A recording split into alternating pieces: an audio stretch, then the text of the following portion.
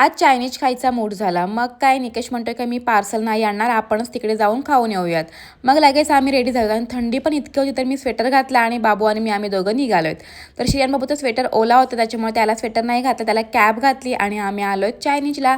तर हे आमच्या इथे चायनीज कॉर्नर आहे, तर आम्ही इथे चाललोय आणि इतकी गर्दी होती तर वरती बसायलाच जागा नव्हती. मग काय आम्ही खालीच इथे बसलोय आणि माझा थोडासा घसा खवखवतोय म्हणून मला सूप प्यायचीच इच्छा होती.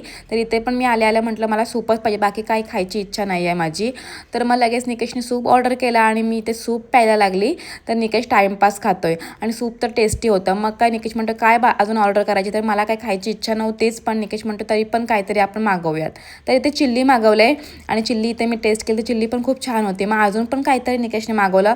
मग मस्त असं आम्ही चायनीज खाल्लं आणि खूप टेस्टी होतं इथलं चायनीज. फर्स्ट टाईमच आम्ही इथे आलेलो आणि मग घरी यायला निघालो. तर वाटेत येताना फ्रूटच्या स्टॉलमध्ये आम्हाला चेरी दिसली, म्हणजे श्रियांचे लाल द्राक्ष. मग ते लगेच आम्ही तिथे घ्यायला गेलो. तर अशी माझी आजची संध्याकाळ गेली. ब्लॉग आवडला असेल तर लाईक, फॉलो आणि सबस्क्राईब करा. बाय.